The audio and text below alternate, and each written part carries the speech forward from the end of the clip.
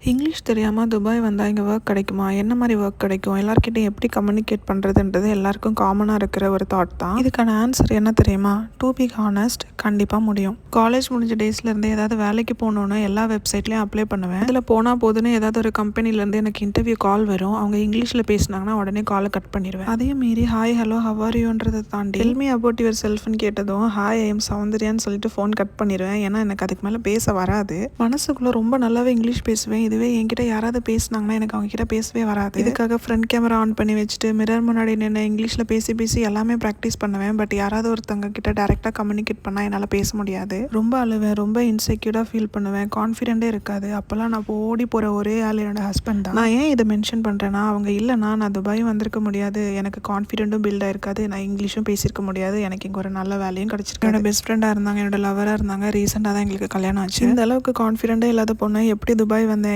ஏன் வந்தேன் அப்படின்றது எல்லாமே பார்ட் 1 பார்ட் 2 2 ஷார்ட்ஸாக போட்டிருக்கேன். உங்களுக்கு பார்க்கணும்னு நினச்சிங்கன்னா போய் பாருங்கள். ஓகே, பாயிண்ட்டுக்கு வரலாம். நான் லேண்ட் ஆன ஃபர்ஸ்ட் டேல இருந்தே நான் இங்கிலீஷில் பேச வேண்டிய சிச்சுவேஷன் வந்துச்சு.